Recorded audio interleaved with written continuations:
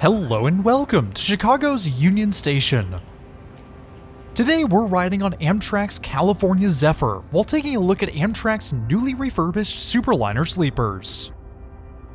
Our adventure on the Zephyr begins by heading west out of Chicago, sharing tracks with the Southwest Chief through Galesburg. The Zephyr crosses the Mississippi just before Burlington, our train heading due west across the Iowa Plains. Omaha is our last smoke stop on day one of the Zephyr, the 11 p.m. stop, the first of 5 overnight stations in Nebraska. We're into Colorado in the wee hours of the morning, our train pulling into Denver Union Station at the end of the line right as the sun breaks the horizon.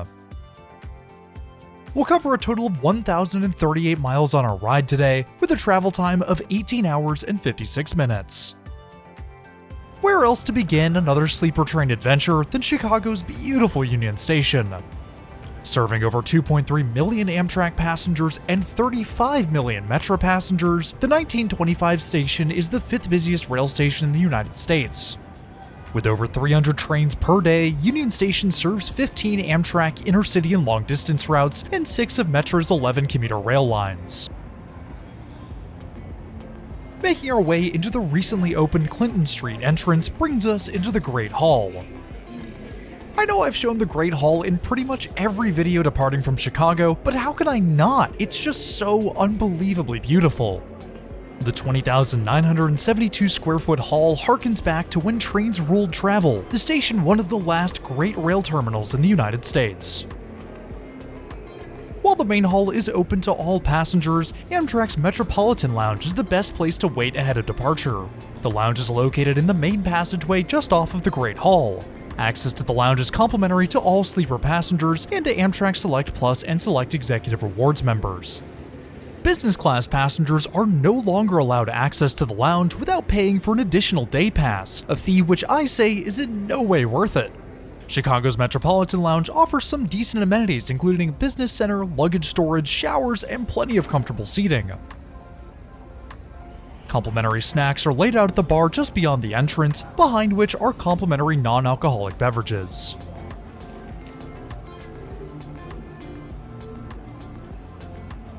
Now, traveling is one of my favorite pastimes, and I'm sure it's yours too. Getting away from home is sometimes just what we need to relax. But with travel comes public internet, and with public internet, you never know who's out there. Which is why I'm pleased to introduce today's sponsor, NordVPN. The internet is a dangerous place, but NordVPN helps you stay safe with just a single click. Keep your data secured with robust encryption through Nord's threat protection system. Downloading a file, Nord checks for malware. What about clicking a link? Nord's got you covered, keeping malicious websites blocked and your data safe. Or how about using one of Nord's many virtual locations to watch your favorite content anywhere in the world? Say you're halfway around the planet and YouTube says a video isn't available in that country. Well, all you have to do is turn on your NordVPN, select your home country, and within a few seconds, you're back online enjoying your favorite content. Nord is easily one of the best VPNs out there, and right now they're offering 4 months extra. And with a 30-day money-back guarantee, it's never been easier to try it out. If you want to try it out, head on over to nordvpn.com/LoneStar for a huge discount on a 2-year plan. Thanks again to NordVPN for sponsoring today's video. Our wait in the lounge is rather short, with only enough time to grab a quick snack before boarding. Following the crowd of people to the Amtrak boarding area, we're escorted to the front of the line and are soon allowed out onto track 20 to meet Amtrak's California Zephyr.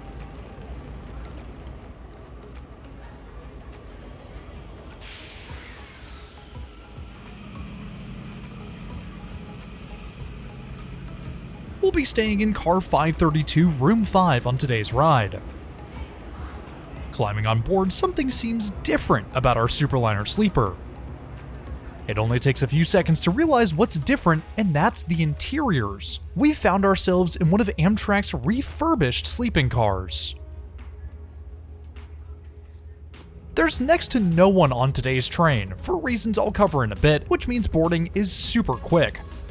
With everyone now on board, the California Zephyr departs Chicago, beginning our ride west.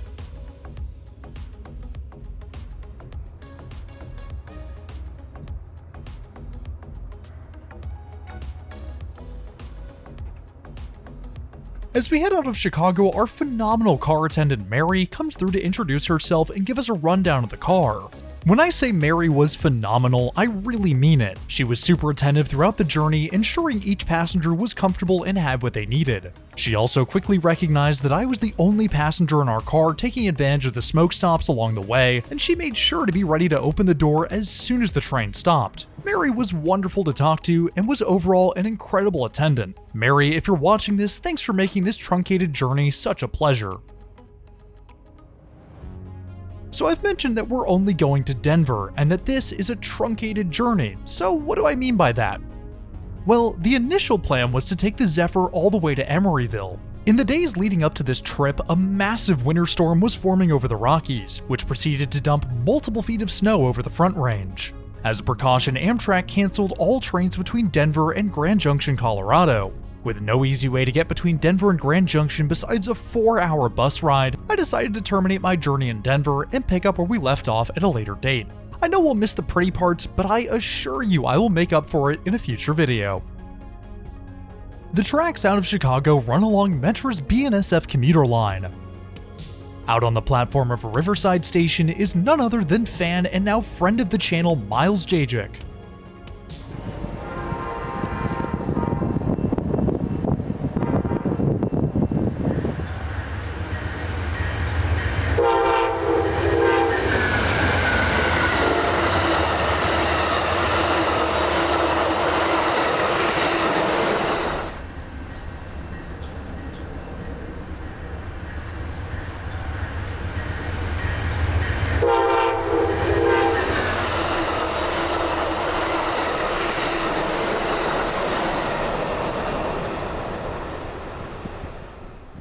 Absolutely massive shout out and thank you to Miles for the footage and drone shot, and make sure to check him out at the link below.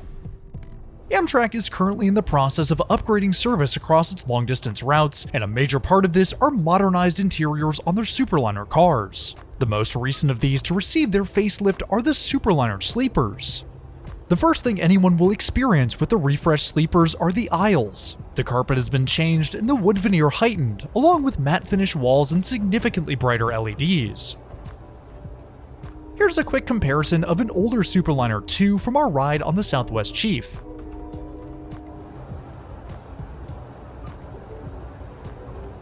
The biggest changes, of course, come inside each accommodation. All rooms have received the new blue and gray leather upholstery, upgraded cushions, and improved lighting. Stepping inside, we can take a look at Amtrak's refurbished roomettes. Sliding the door shut, we find one of the often overlooked adjustments to the Superliner fleet: new curtains, which slide over the door and hallway windows for improved privacy. The physical layout of each room hasn't changed, with our roomette including 2 large comfortable chairs during the day. The new long-distance upholstery includes a quilted leather headrest and 2-tone gray leather seat covers. The upholstery upgrades means the seats are much more comfortable for extended journeys. Although not any thicker, the new padding is quite a bit stiffer, helping it to stay in shape for longer. The usual pillows are found laid out on each seat, the blankets and bedding stored in the top bunk. The rearward seat of our roomette includes an over-the-shoulder reading light with upgraded LEDs, the room's temperature controls, and the room's singular outlet.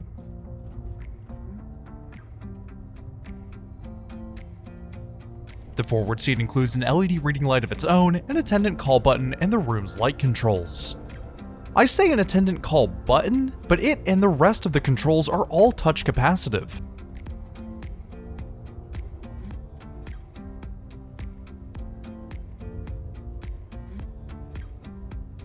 To my surprise, the PA volume controls have been removed from the refresh. It's possible their exclusion was a part of the initial Superliner 1 refresh in the early 2000s, but an announcement toggle would have been greatly appreciated. The rest of the room remains in line with the original Superliner 1 interiors. Each roomette includes 2 large windows for some incredible views of the scenery outside, though curtains can be drawn shut when needed. Between the 2 seats is the room's tray table, safety information card, and cup holders. The table hasn't benefited from the room's upgrades, but it works well enough to not need much adjustment. Beside the rearward seat is a small closet with a couple of coat hangers and the room's towels, below and beside which is the room's trash can.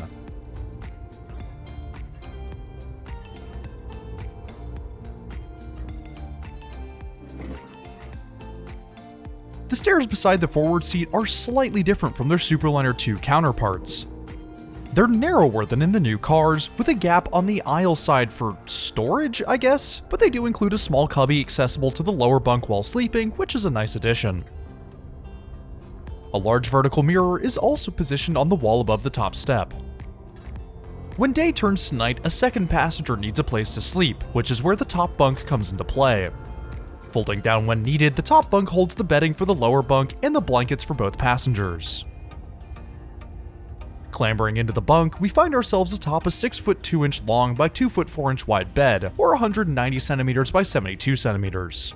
While it's not strictly long enough for my 6'3" frame, the extra inch or so on each end allows taller passengers to stay up here, assuming they're okay with their feet sticking off the end of the bed.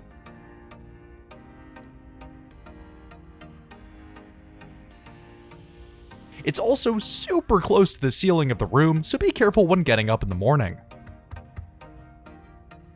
The top bunk includes a bright LED reading light, a mesh pocket for larger belongings, a leather pocket for smaller ones, and safety straps to prevent injury while in bed.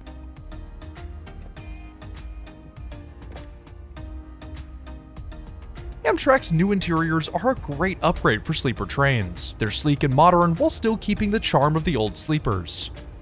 The roomette may also be small, but I found it's the perfect mix between personal space and a cozy compartment, even for 2 people. Because our sleeper is a Superliner 1, we also see the benefit of the upgraded bathrooms from the 2000s refresh. 1 bathroom can be found on the upper level by the staircase, with the remaining 3 on the lower level.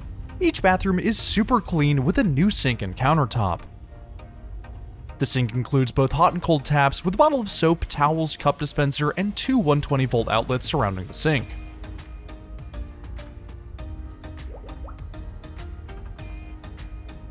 The toilet has been angled towards the door, allowing for a much more efficient use of space in these small quarters. These bathrooms are a huge step up from the Superliner 2s, and I'm glad this one is in such great shape. Returning to our room, the first announcement comes for dinner reservations this evening. Our car attendant reads out all of the dining options, after which she comes through to give us our dining slip. Entrees this evening, we have the Amtrak signature flat iron steak, hand-roasted chicken breast, Atlantic salmon, rigatoni bolognese. Of the 2 times, I chose the later 7 p.m. seating. Interestingly, we were asked to give our appetizer selection with our reservation. Despite being a traditional dining train, there's only 2 appetizer options today, the shrimp and the salad.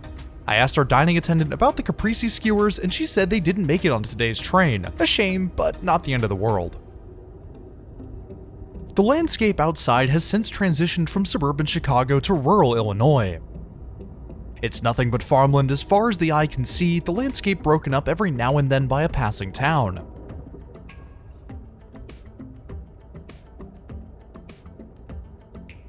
Windmills soon sprout from the ground, the few here likely providing additional power to the town of Galva not far north. After Galva, it's Galesburg, our first smoke stop on the California Zephyr, the wonderful Mary letting us out onto the platform.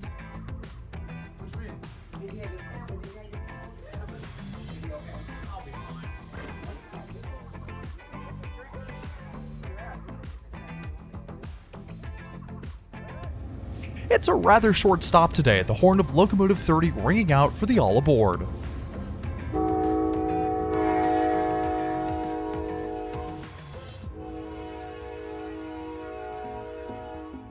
A BNSF manifest train crawls past as we head out of Galesburg. In the midst of the cars are 16 Bradley fighting vehicles, ready to be delivered to the US military. A cool and rare sight on an otherwise unremarkable freight train.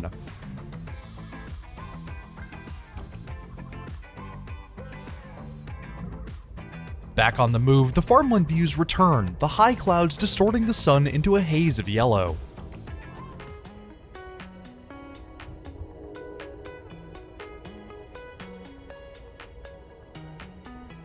If you're enjoying our ride on Amtrak's California Zephyr, why not hit that subscribe button? It's totally free and it really helps support the channel. I also want to give a huge shout out and thank you to my patrons and channel members. Y'all are amazing and I cannot thank you enough for your incredible support. If you too want your name in the video or just want to support the channel in more ways than one, then head on over to the links in the description below. Now, a tour of Amtrak's refurbished sleepers wouldn't be complete without a look at their refreshed bedrooms. Each bedroom is over double the size of our roomette at 6.5 feet wide by 7.5 feet long, or 200 by 230 centimeters. With 2 full-size beds and an armchair, there's more than enough space for 2 adults with the option for a third. As with our roomette, the bedroom has received the new leather upholstery, carpet, and curtains, though little else has changed. In their daytime configuration, bedrooms include 1 full-width sofa, the layout to which is very similar to our roomette, with an armchair on the opposite wall allowing for 3 passengers to sit comfortably. Storage space is limited, but less so than our roomette.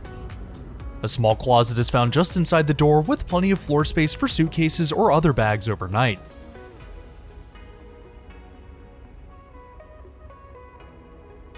One of the main selling points of a bedroom is a private vanity, bathroom, and shower. The vanity is built into the bathroom wall, the sink framed by a set of outlets, soap dispenser, light controls, and trifold mirror. Behind the vanity is the combination bathroom and shower, the door for which is tucked away in the corner. The small facility includes a toilet front and center with a flexible shower head mounted to the wall. Towels for the shower are found tucked away above the toilet, though there's no shampoo, conditioner, or body wash anywhere in sight. I'll chalk that one up to this room not being occupied and thus not properly resupplied. An interesting tidbit I learned on one of my previous journeys is that bedroom A is ever so slightly smaller than the rest of the rooms. In order to make way for the corridor outside, the outer corner of room A has been cut off.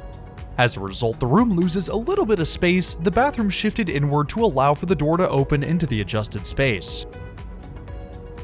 Here's bedroom B for a bit of a comparison.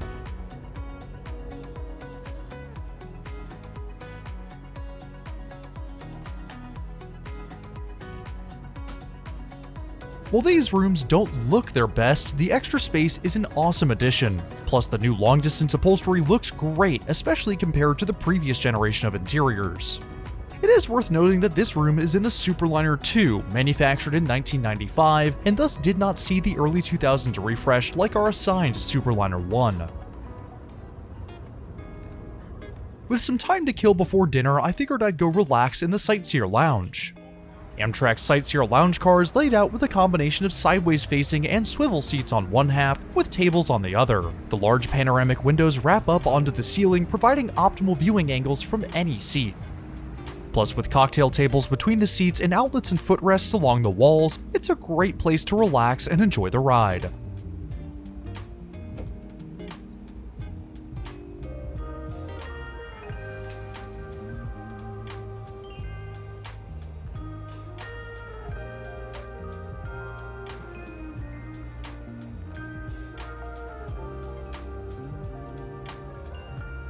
If you're looking for a drink, snack, or meal for purchase, then head on down to the cafe located in the lower level of the lounge.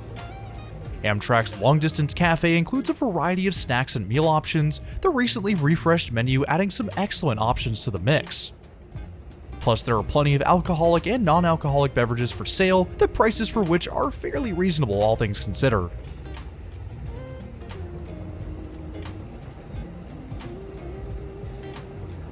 Ascending back to the upper level, we grab a seat just in time for the most scenic part of our journey, the crossing of the Mississippi River.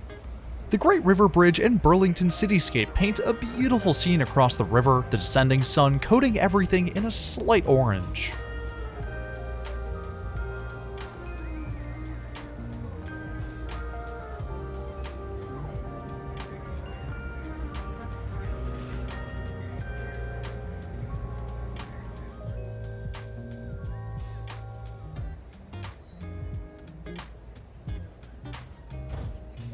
The Zephyr rounds one of the tightest curves we'll experience today, locomotives 30 and 23 easily visible from the lounge. Our first stop in Iowa is a quick one, the California Zephyr winding its way through the Burlington cityscape and back out into the Midwest farmland.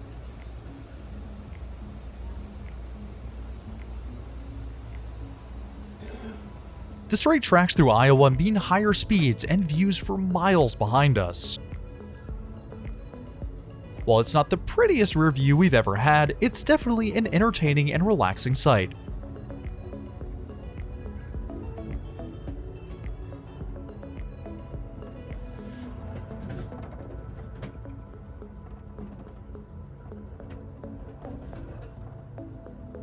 The sun, once high in the sky, has now begun its approach towards the horizon.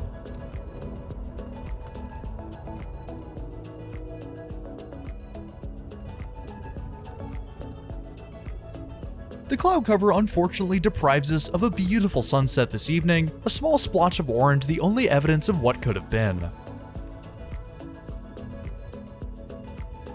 Right as the sun sets, the California Zephyr pulls into Ottumwa, Iowa, our next stop and fresh air break en route to Denver. Now, something interesting is about to happen here. Because the platform is currently undergoing renovations, there's only enough space for the 2 locomotives, baggage car, and 2 of the 3 sleepers. As a result, the Zephyr has to pull forward to reach the coach cars.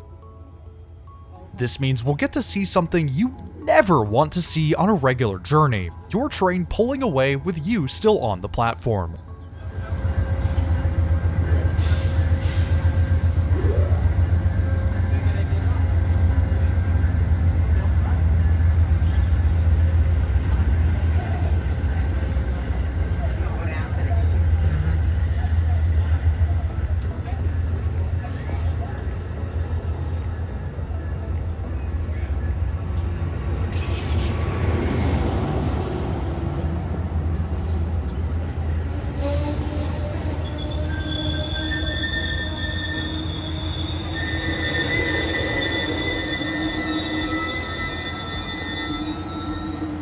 Now, I knew it was going to stop anyways, but it's still an unsettling sight for sure.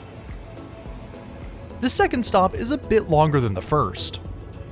From up front, we can see the ongoing work at Ottumwa Station and the soon-to-be completed platform stretching beyond our locomotives.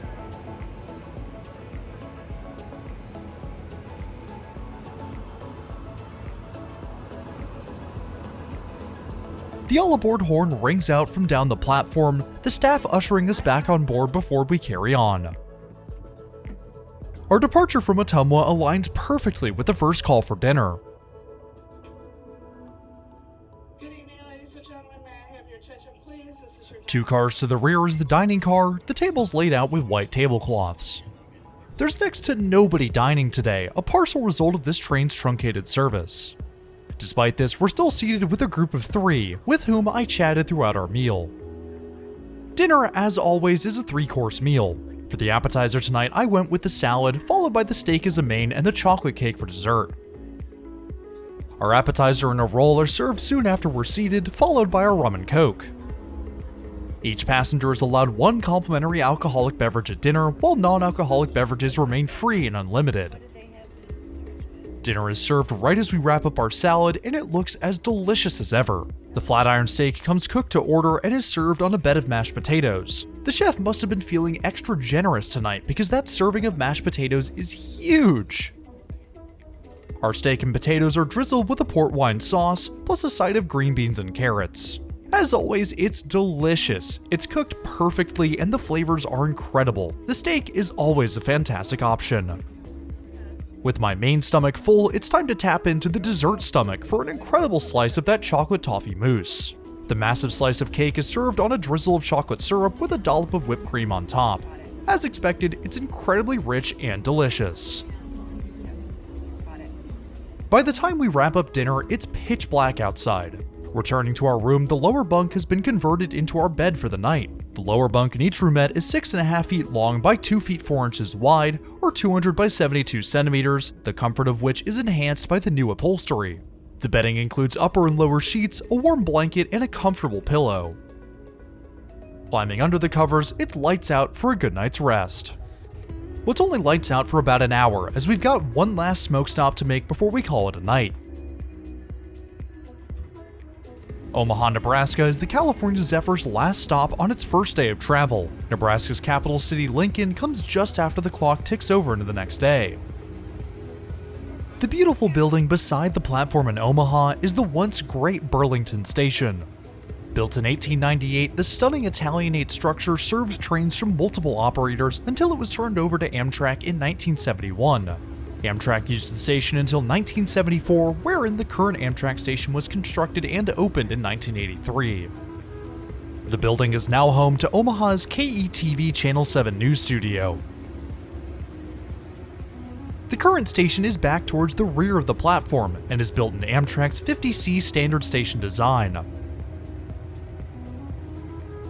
There's also a third station, or really a second former station, across the railway from the current platform, Omaha Union Station. When both it and Burlington Depot were in operation, Omaha was the fourth busiest railroad center in the United States. Although it's well into the night here in Omaha, our Superliner coaches are illuminated by the high station awnings. Reboarding our train, it's time to head back to bed for the real end of day one.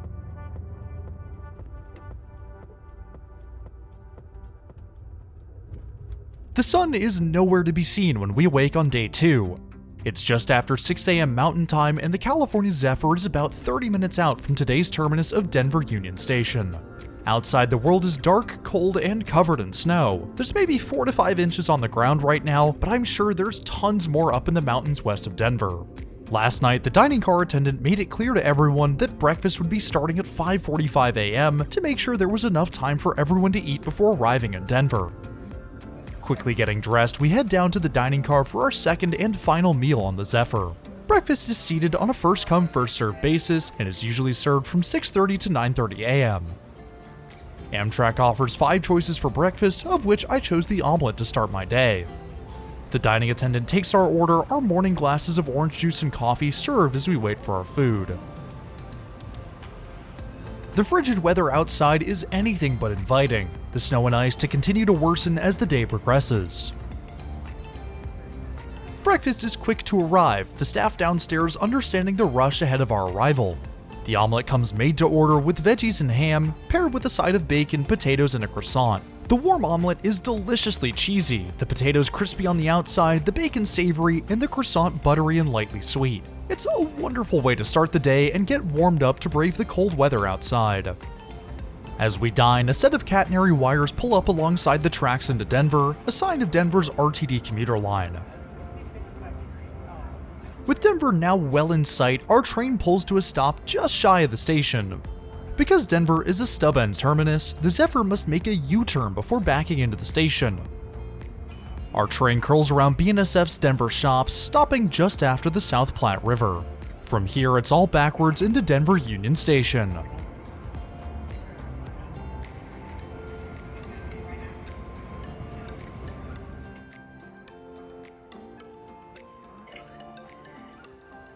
Lying in wait on the opposite track as we pull in is none other than Amtrak P42 number 174, the first P42 to wear Amtrak's new Phase 7 livery.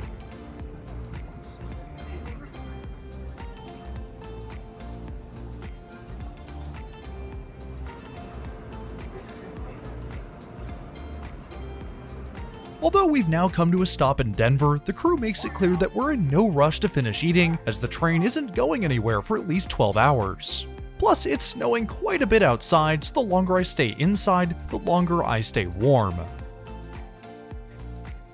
But not wanting to be a nuisance, I headed back to our room, grabbed our bags, and disembarked into Denver.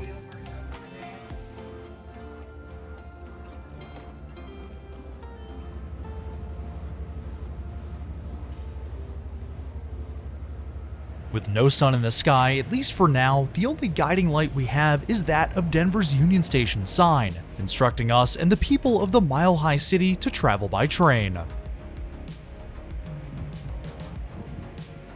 With our adventure now at an end, it's time to bring today's video to a close.